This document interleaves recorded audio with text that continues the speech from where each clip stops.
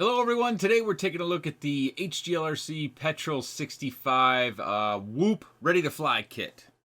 And it comes with a few things, of course. We have some basic goggles that, we've seen this form factor on the channel before. It might have been with another HGLRC kit. Charges over USB-C. It does come with the linear or whip antennas. There is no DVR function with this, so there's no recording that I can show you from this. What I do for a test is I record the screen as I fly outside to give you some sort of idea of the video reception.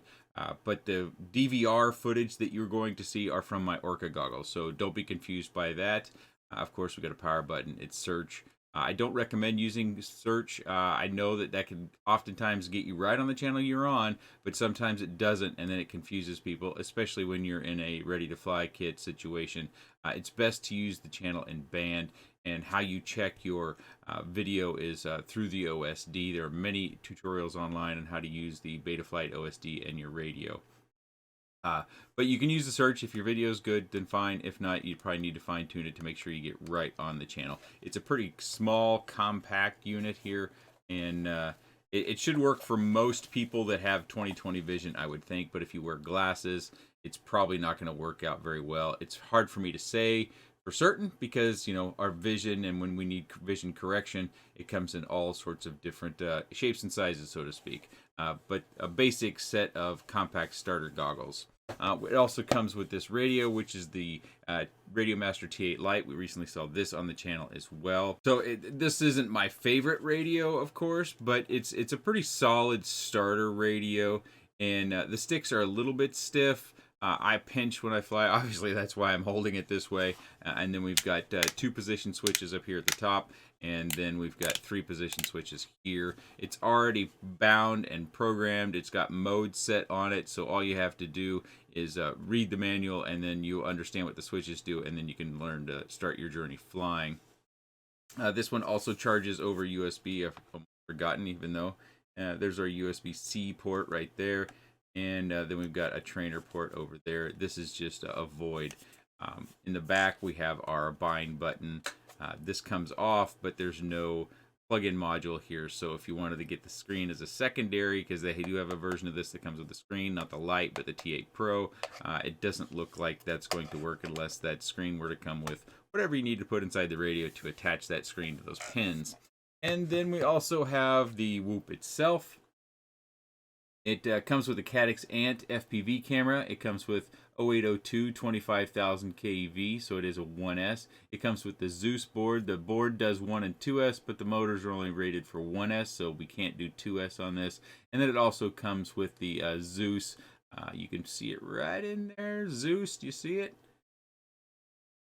We have a VTX in there that's mounted as well, and that is power switchable from 25 milliwatts to 350 milliwatts. And then we have what looks like, is this an onboard? Yeah, this is an onboard receiver. I almost got confused there for a second. Might be able to see that UFL connector down there. So that's the quad. It does come with the Gemfan tri-bladed props. I'm kind of going quick on this because, well, we'll get into it. Also comes with 2 batteries. They're the Kratos branded. That's the HGLRC brand. The batteries seem fine.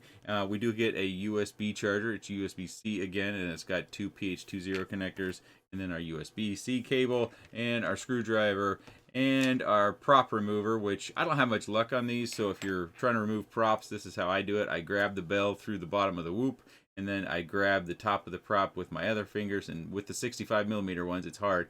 And so I hold the bell stiff, and then I twist the prop, and I twist and I pull, and I twist and I pull, and I can get my props off that way.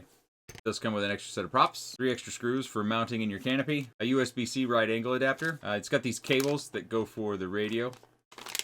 FlySafe card, prop rotation card, manual on the goggles. And there's your switch layout and your goggle layout. So this kind of tells you how those things operate.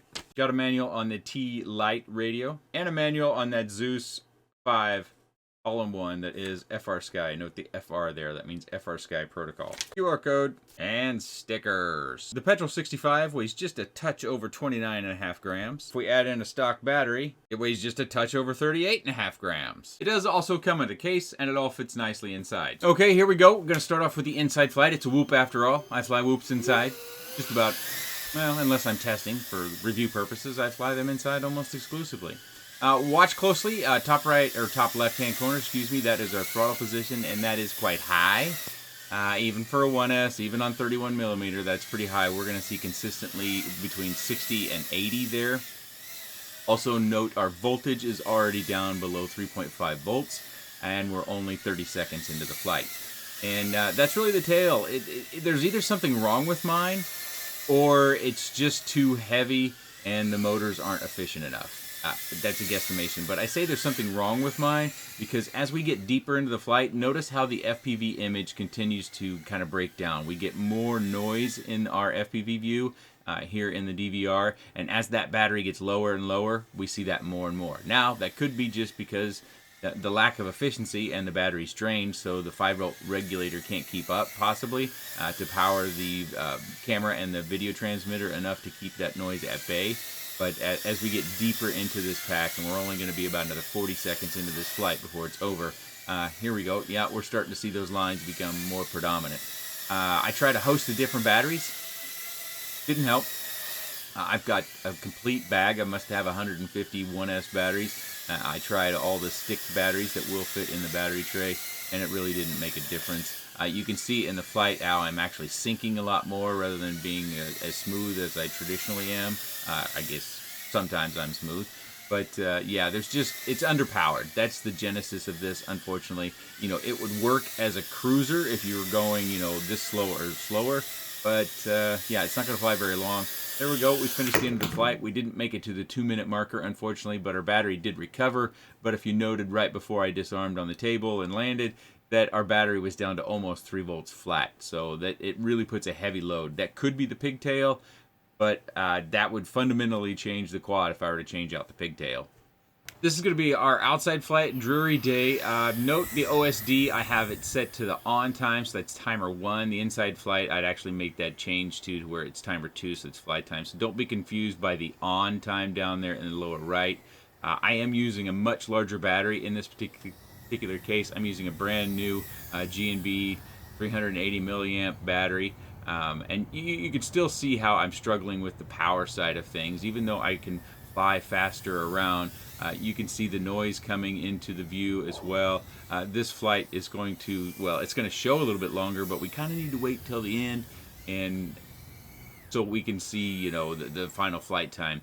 I tried to do some dive testing, but it's really hard to dive with something that lacks this much power that is at this weight. I really think that, unfortunately, there's, like I said, either something wrong with mine or it's just too heavy. I think it's just too heavy.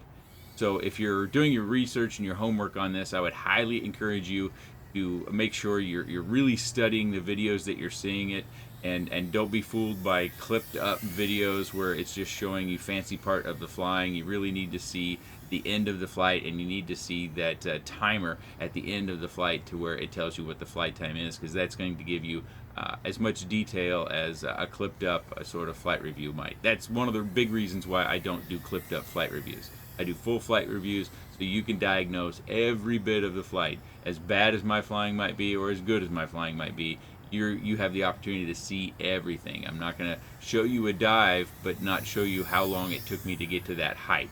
I'm not going to show you a trick just before I, struggled to get any sort of catch. I'm not going to cut it off right at the catch of a particular trick. But yeah, unfortunately, I don't have good news for you. See, we're going to come in right about that 2-minute flight time again. Remember, there it is. You saw it just for a second. Sorry I didn't hold that longer. It was like 2 minutes and 3 seconds is what I saw on the screen. So flight time is not very long. Okay, this is my screen recording of the goggles. Not that you want to see this now, so most of you have probably gone, but I'm doing a VTX test and a reception test of the goggles in this particular case. Unfortunately, I forgot to change my maximum cell voltage in Betaflight to a higher value, so it says land now, even though you may have noticed the voltage on the battery was above 4 volts. Unfortunately, HDLRC didn't change that.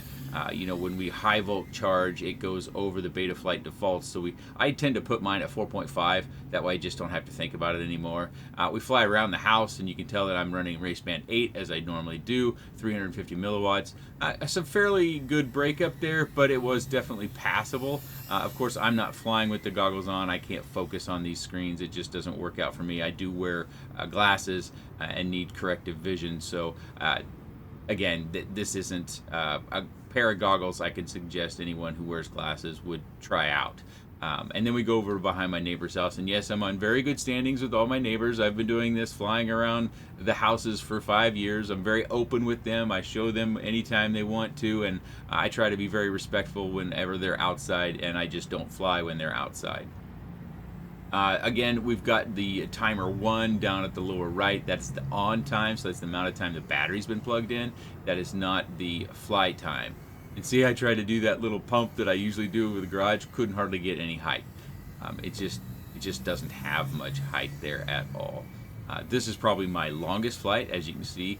But I don't know how much of this we need to really see for the outside flight. We've already seen that, and this is just video reception testing. So I think we need to go back to the desk and just kind of top this one off. So as much as I love whoops, I'd have to say, you know, unless there's something wrong with mine, unless somebody can go out there and find where this quad flies longer and it flies with more authority, I just have to say you have to pass. You know, the one potential, as I mentioned originally, is to change out the battery connector. It is a rolled pin battery connector, but brand new, that should be fine. So unless the pins were somehow damaged in the manufacturing process or something, you know, the pigtail's secured. It's not as though it's not making contact with that all-in-one board. Motors are all plugged in. You know, I kind of went over the quad, and I couldn't find anything. So it's got to be electrical components, or it's just too heavy. I lean towards too heavy, but it's possible that there's an electrical problem because, you know, we did have that excess VTX noise or FPV view noise.